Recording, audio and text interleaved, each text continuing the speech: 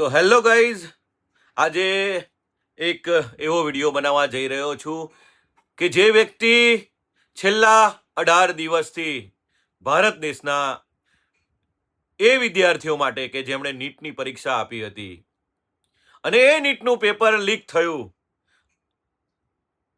Paper leak થવાના કારણે જે વિદ્યાર્થીઓએ આત્મહત્યા કરી, ત્યારબાદ જે કોકરોચ જનતા પાર્ટીએ દિલ્હીના જંતર મંતર પર જે આંદોલન છેડ્યું છે, તેમાં એક સાયન્ટિસ્ટ કહેવાય એવા સોનમ વાંગચુક અત્યારે છેલ્લા 18 દિવસથી ભૂખ્યા છે, ભૂખ હડતાલ પર છે.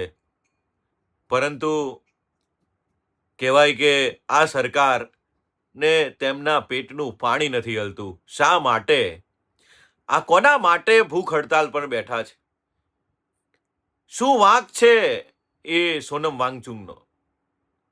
એ વિદ્યાર્થીઓ માટે, આજે વિદ્યાર્થીઓને ન્યાય અપાવવા માટે આજે છેલ્લા 18 દિવસથી એક અન્નનો દાણો એમના પેટમાં નથી. અત્યારે એમની પરિસ્થિતિ દિવસે ને દિવસે લથડી રહી છે. તેમનું બીપી લો થઈ રહ્યું છે, તેમનું વજન ઘટી રહ્યું છે. દેશના અનેક લોકો તેમના સમર્થનમાં આવ્યા છે. આ દેશ માટે, આ ભારત દેશ માટે ખૂબ જ દુઃખની વાત કહેવાય.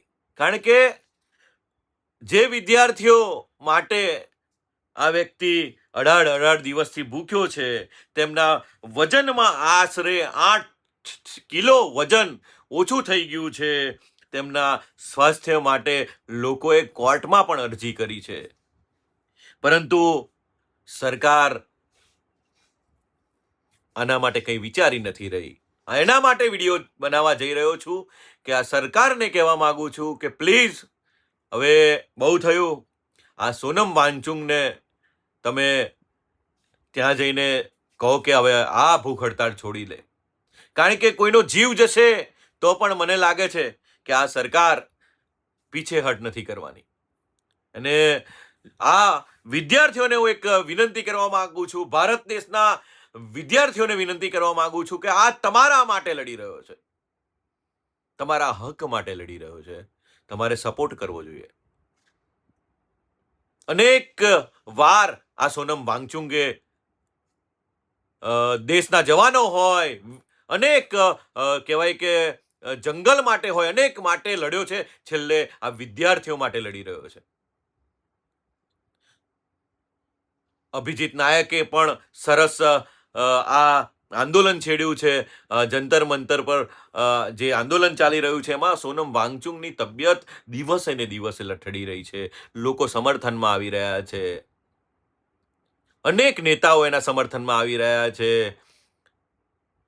તો પ્લીઝ, ભારત દેશના તમામ વિદ્યાર્થીઓને કહેવા માંગુ કે સોનમ વાંગચુક માટે 2 શબ્દ બોલો.